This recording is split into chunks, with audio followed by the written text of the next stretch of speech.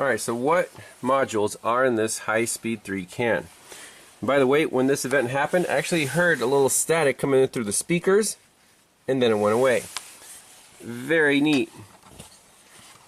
So let's take a quick look at the entire network diagram. So high-speed 3, these green, blue, and white, green wires, they go up to the sync module APIM behind center of dash. Then there's two branches that go off the page, go right through the second page and onto the third page, and we see audio front control module, ACM is on there, and then depending on your options,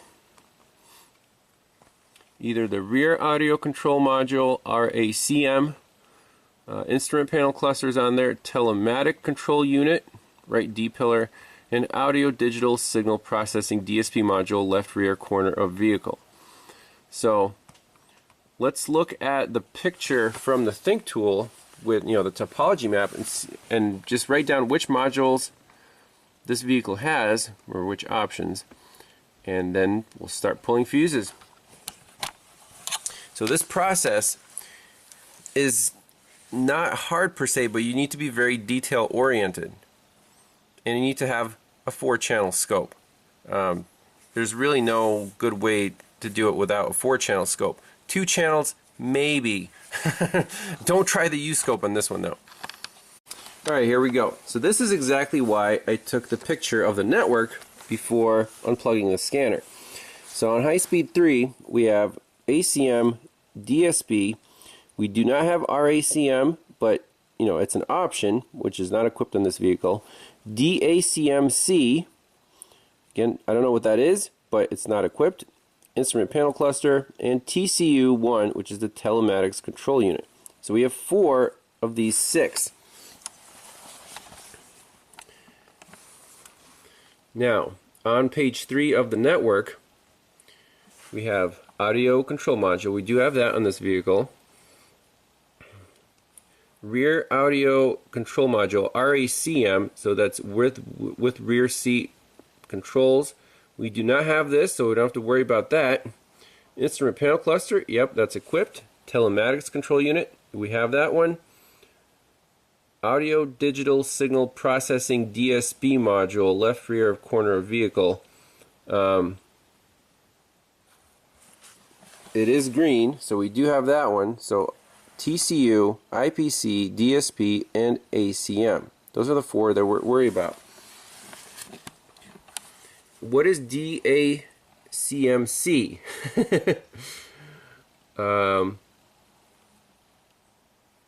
I did not see APIM, but keep in mind APIM does have high-speed 3 CAN going to it, and also the medium speed and the high-speed 1. So I bet it's not this module that's causing the activity, because it would wake up all 3 networks at once, probably. So I want to add here plus APIM, which goes to 1 and MS.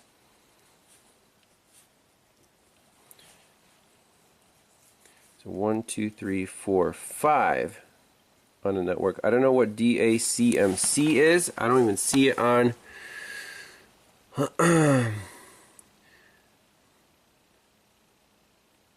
on this page at all. So we have that, we have that, we have that, not that, we have that. Okay. Right off the bat, I want to start with removing power to this telematics control unit.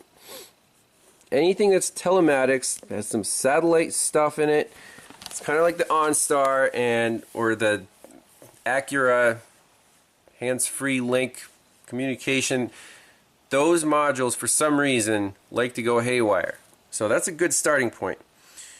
Let's find the fuse that feeds TCU1, because apparently it lives behind the rear D pillar. I don't really want to go there just yet. Right here, right D pillar. And see if there's a dedicated fuse that powers up this module. So apparently we have option 4. This thing is fully loaded with my Lincoln Mobile Harman Revel audio system and Harman Revel Ultima audio system. So basically we come here, if we don't have the RACM, then it's not 1 and 3, so we have to go 2 and 4. So then we come here, 2 would come here down to the instrument panel cluster and to the telematics control module. We do have both of those, but we also have this audio digital signal DSP module, and that's only 3 or 4, so we have to be 4. This thing's fully loaded, but let's see if we can find the fuse for the telematic control module. Alright, found the diagram. Telematics circuit. This stupid little module just has 4 wires. High-speed CAN plus, high-speed CAN minus, power and ground. That's it. Power is fed by fuse 10, 5 amp, body control module, BCM, left kick panel. Okay, now you see a splice here. So this is not the only module or component that this fuse feeds. You need to go to power distribution, find fuse 10, 5 amp in the BCM, and it actually feeds 4 things. Hands-free liftgate actuation module with power liftgate, rear gate trunk module, RGTM. So keep in mind, these are not on the high-speed 3 network. Keyless entry pad, and telematic control unit. So if we pull that fuse and our problem goes away, we know that this is our issue, the telematics, because it's the only thing that's on this fuse and the high-speed 3 network. These modules or whatever are not on the HS3 network, which on the scope we saw that's the network that's being activated. So let's locate this fuse, left kick panel, BCM, fuse 10, 5 amp, see what happens. So looking up a little more info here, the fuse layout in this BCM, it has one of those 3-leg fuses. So F10 and 11 you have to pull simultaneously. What does fuse 11 feed? Intrusion sensor if equipped. So it's not a big deal if we pull number 11 with number 10. And where is this BCM? Apparently it is right here by the left kick panel, just like the wiring diagram said. So let's go find it, pull that fuse out. So I vote this the worst fuse box placement in any vehicle that I've ever seen. It says left kick panel, so there you see some fuses way behind the dash. How the heck are you supposed to get to them? I mean, I guess you could take the airbag unit off or do another reach around. I mean, I tore this panel off just to get a visual, but that's ridiculous.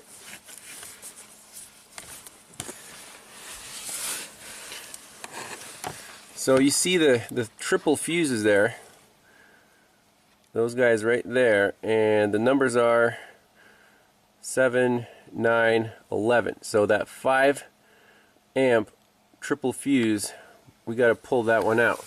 Does that match our diagram? Oh, let's see. 10 and 11 are right there, and yep, they're both 5 amp fuses. 5 amp. Okay, so everything fits. We're going to look at our meter. Actually, I'm going to hook up the scope. You see right now we have 96 milliamps, so that standby draw actually changed. We still go up to 3 amps every minute 40 seconds. So let me hook up the scope, figure out how to get this behind there to get onto that fuse. You'll cross your fingers. Alright, so scope is rolling. Oh, there's our amp draw, just like we saw before. So I'm just going to reach in here, try to hold the camera with one hand and my pliers with the other.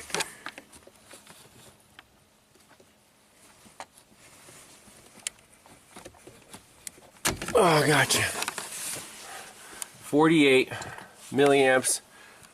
Let's wait 2 minutes, see if the network goes completely to sleep. Uh-oh. Now we got lights on. 3.7 amps. High-speed 1 can is online. Okay, that went to sleep. Let's see if the lights turn off. Oh, maybe the intrusion sensor is on that too, huh?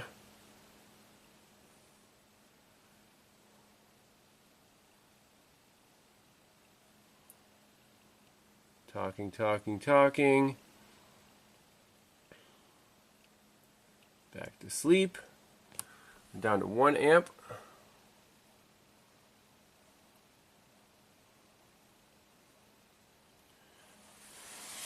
I might have to put in a regular 5 amp fuse in the 11 slot and just keep the 10 out.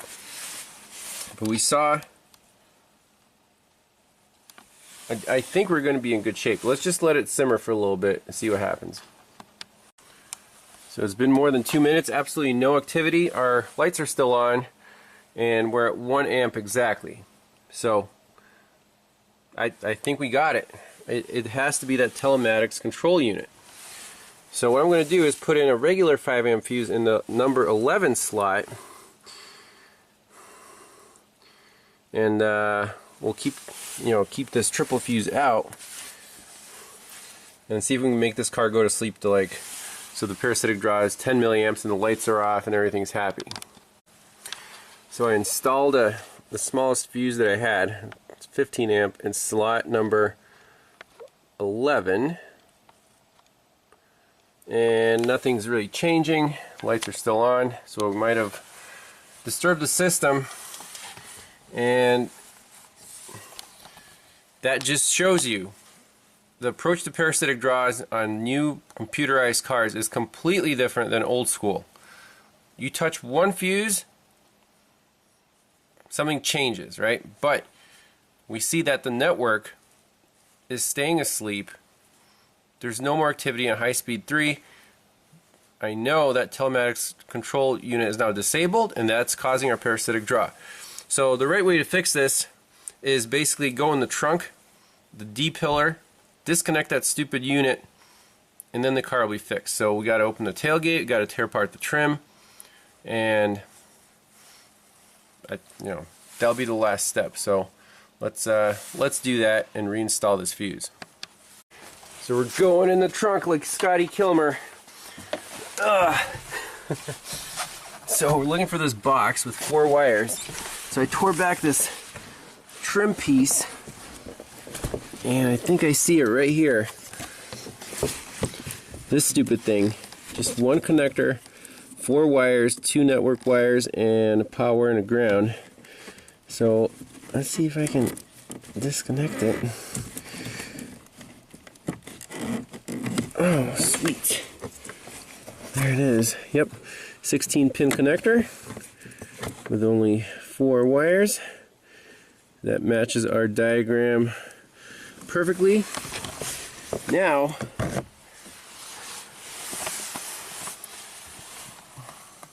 let's see. 1, yep, 13 and 16. Yeah, 8 and 16 are the network wires, and then 1 and 13 are the power and ground. Perfect. Now let's close everything up, get our scope back online, put on the meter, and put this thing to sleep, see what happens. Alright, so before putting the car back to sleep, I scanned it one more time just to make sure we didn't set any other communication codes. And the only code set in the entire car right now is in the APIM, the Accessory Protocol Interface Module, last communication with Telematic Control Module A. So, perfect. That's all we need. Let's exit out of here, put this baby to sleep. Okay, so it's been a few minutes. We're down to 0.8 amps. That is normal for these Fords. And look at our networks. They're all at 0. Now, don't be worried if you see a network kind of come back to life, go back to sleep. You have to wait at least half an hour. I think 30 minutes I've seen these go all the way to sleep. Sometimes it's 45 minutes. So just let it simmer, get back to its natural state, and I think we'll see that parasitic draw drop to like 10 milliamps. That's my hope. If it is, leave that stupid module unplugged and move on with life. So we'll be right back. Okay, it's been about 10 minutes. We're down to 64 milliamps, steady, zero network activity. So that's very promising. It might take another 15-20 minutes to drop to the minimum, 10 milliamps or whatever, like deep sleep.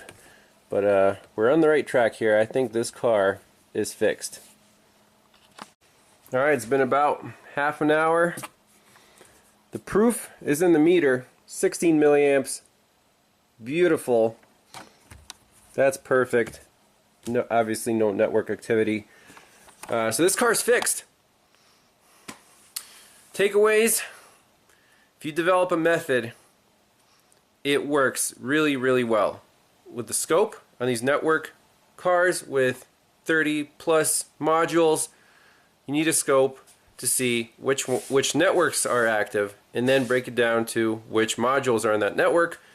You can it's convenient when they're on separate fuses. If they're not, you can still use logic, scientific method to pinpoint the problem. So we're just going to leave that telematic control unit unplugged. I'm sure the owner just wants her car back and doesn't care about some My Lincoln whatever service. And that's it. No parts required. We actually removed a parasitic part. How about that? Thanks a lot for watching, and we'll see you in the next one. Bye-bye.